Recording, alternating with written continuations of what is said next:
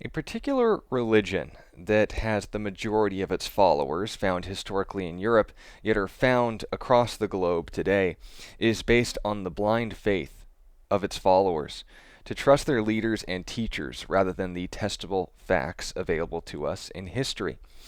This religion has made a reputation for itself being very meaningful to the culture it originated from, but today has become little more than a hobby and occupies their time and any real collection of answers about life here and in the hereafter. There are five claims that we need to address in noting that the followers of this religion, which will be revealed in a moment, are just taking the word of their leaders, not examining these things in any meaningful fashion. First, understand that its primary writings are composed of scraps of information gathered centuries after the events it claims to report. The majority of this religion's followers have adopted a mindset of considering this source of information about their religion as little more than a recommended reading list, rather than an actual standard by which they judge their religion as different from anyone else's. The second claim is that these writings are not based on eyewitness history, but rather traditions that were passed down with no definite, testable origin by people who examine these sources closely. The modern followers of this religion consider these problems as irrelevant and continue believing in its truth as long as their leaders find a new way of explaining away the problems that keep surfacing in this religion's primary sources. At one point in Europe's history, it inspired several collected acts of violence and an invasion of people who had done nothing to antagonize them, which took place over a period of several centuries. As it stands today, the fourth claim is that the only reason the religion exists at all is because of a political appeal made by its leaders within the last 50 years.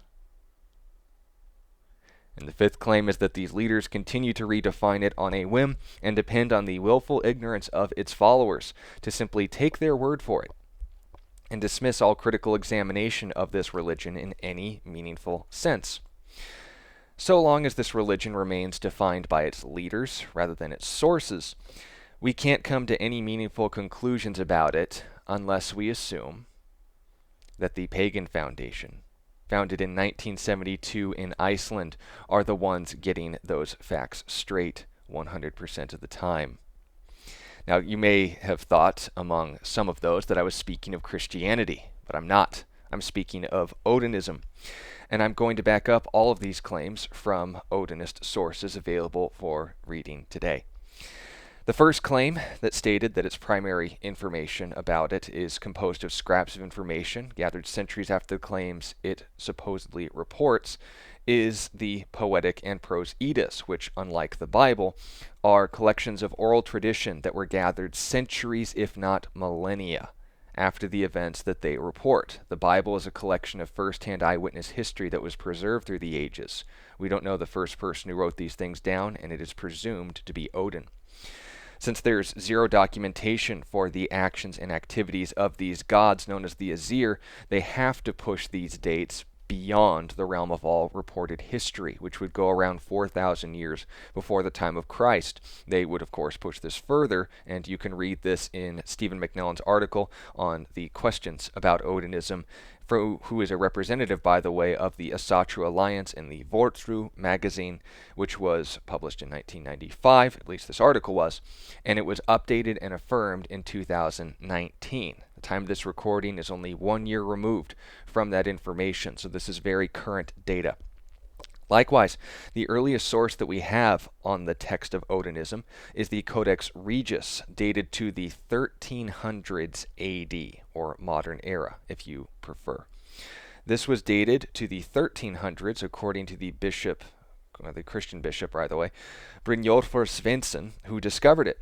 The work was attributed to a man named Snorri Sturluson, who himself was also a Christian, and gathered Icelandic traditions as they were known only to their nation and culture around 700 years before this recording. The only other mention of anything resembling the gods of Norse paganism and its beliefs is according to the church historian, notice a trend here, Eusebius in the 4th century, who reported that missionaries traveling to the lands of the Goths worshipped a sacred tree they associated with the god of thunder named Thor. Apart from this, we have no primary pagan sources we can test. All of the writings that should define what Odinism is and isn't have been pieced together by Christians from the memories of individuals who, at the time, no longer believed these things anyway. It doesn't mean that they're inaccurate pictures of what my ancestors believed, but it does mean that we have no way of testing how the names, natures, methods of worship, and so forth have changed over the last 40,000 years that modern Odinists claim the events within the Eddas took place. The writings that Christians compiled to honor their culture date no less than 1,000 years before today. And this is according to the Danish Royal Library, where the Codex Regis has been housed since 1971. By the way, that was only 1 year before the founding of the pagan alliance that used this Eddas, this collection of poems, to define their religion as it is defined today. The second claim, that these writings are not based on eyewitness history, but traditions that were passed down with no testable origin. Again, it has been mentioned in part, but as stated before, the oral traditions that make up the Codex Regis is the first time the beliefs of Norse pagans were ever put into something that we can verify. Prior writings, like Saxo Grammaticus, for example, and others, don't give us enough to work with in any meaningful sense. And since encyclopedia entries available today acknowledge Snorri's sources available for his material is entirely unknown. Scholars have associated the work of these myths to a man who lived 300 years before Snorri, named Saemund the Wise. But the conclusion is only delayed at this point, since we have none of Saemund's writings, and by extension have no means of discovering where he got this information and their sources from either, let alone why we should trust them. The third claim is that, as discussed in the video comparing the Crusades to the Viking Raids, that they inspired acts of violence that took place over 200 years in Europe's history. The Anglo-Saxon Chronicle records a year-by-year incessant invasion from the men of the north, referred to as heathens, pirates, and of course, Vikings, those who go on expeditions.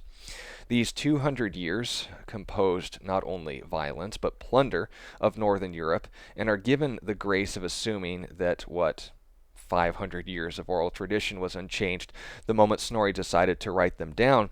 These writings, in fact, detail that the only way a Norseman has changed, as far as rather had the chance to enjoy the carnal delights awaiting him in Valhalla, was to demonstrate your skill in battle as worthy of the army that Odin is preparing for Ragnarok. This is according to the Eddas in the Prose Eddas books Grimnismal, verses 8 through 10, verse 18, verse 25, and verse 36. Again, that is Grimnismal, verses 8, 9, 10, 18, 25, and 36. The Prose Eddas book, Ylfaganin, sections 20 through 41, also detail this extensively. The fourth claim, that as it stands today, the only reason this religion exists at all is because of a political appeal, is cited as the first high priest, or leader of the organization, Svenborn Bentinson, defined, note that, and performed the first blot ritual with the entire pagan association in Iceland on May 16, 1973. This numbered a grand total of 12 people at the time. It was this group that made the appeal to establish Odinism as an official religion, note that, May 16, 1973, and Iceland, England, Germany, and North America all legally recognized it as such. Before this time, heathenry, as it is practiced today, did not exist, and depends entirely on these few individuals getting their facts straight. As we've seen, their founders are often as consistent as their adherents when challenged of what they claim and what their religious texts plainly say.